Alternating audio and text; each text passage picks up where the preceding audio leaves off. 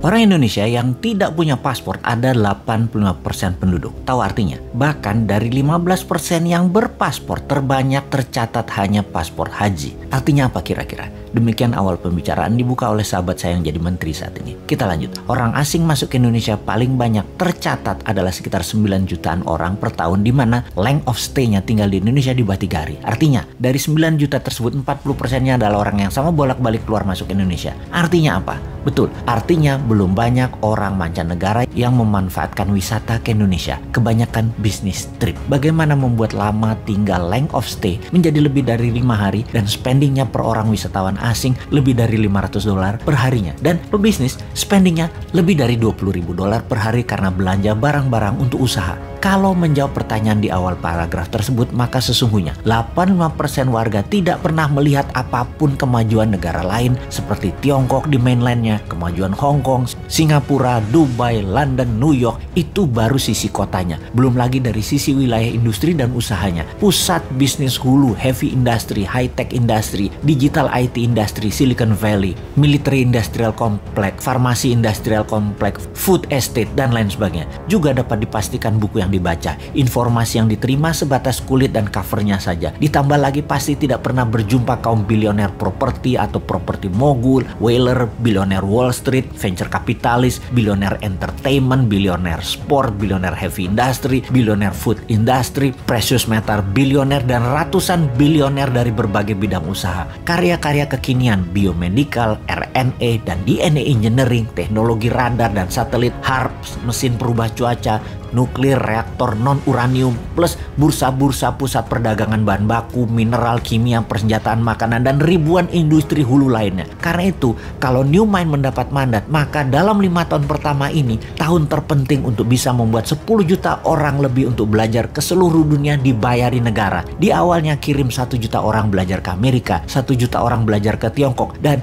8 juta orang ke sisa dunia. Belajar sosial, sains yang terbanyak, teknologi, manufacturing, industri, dan semua hal untuk masa depan nanti terjadi. Ilmunya harus kita kuasai. Kenalkan kota, kenalkan negara lain, kenalkan kehidupan, dan kenalkan budaya lain, kenalkan masalah sosial dunia, kenalkan masalah lingkungan dunia. Indonesia harus paham detail, rinci, dan akurat. Pulang ke Indonesia, mereka tidak perlu ikatan dinas. Mereka menyebar langsung memenuhi kebutuhan dalam negeri atau membuat usaha menjadi pewirausaha di tanah air. Ada fasilitas pinjaman lunak untuk mereka memulai usaha. Sungguh, ilmu pengetahuan, pengalaman, serta keterampilan putra bangsa terbaiklah yang akan membuat Indonesia menjadi negara superpower di tahun 2045. Pendidikan dan pengetahuan berlanjut. Kampus-kampus akan punya guru terbang kalau dulu istilahnya. Sekarang dosen-dosen dari kampus ternama akan mengajari live streaming di semua kampus dengan nilai SKS yang besar dan kurikulum kampus. 40%-nya adalah dosen asing, di mana kampus akan digratiskan dan ditingkatkan kapasitas laboratorium serta tempat praktek menjadi 3 kali lipat dari sarana saat ini. Diharapkan dengan pendidikan di tingkat pengetahuan, keterampilan putra-putri bangsa Indonesia bisa menjadi kompetitif dengan ilmu terbaru, dengan ilmu kekinian, dan bisa mengadopsi masa depan dengan cepat. Ditambah lagi, tinggal di negeri orang akan membuka mata akan wilayah yang livable, yang sehat, suasana serta fasilitas yang akan diambil yang terbaiknya,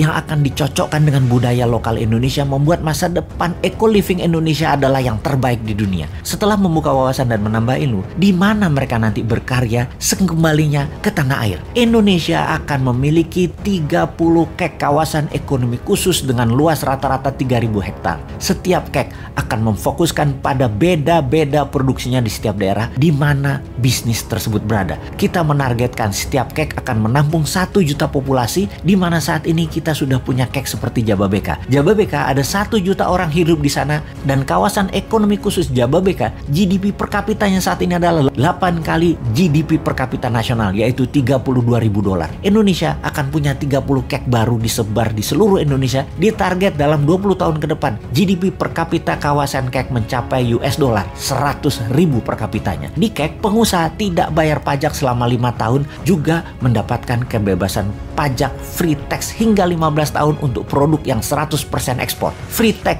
hingga 25 tahun untuk industri dengan tenaga kerja di atas 20.000 orang, dan produknya mayoritas untuk ekspor dengan bahan baku mayoritas dari dalam negeri. Kawasan kek adalah zona produksi, bisnis midstream, dan hilirisasi industri manufaktur. Kawasan di luar kek adalah penghasil atau hulu bahan baku, juga kawasan pasar.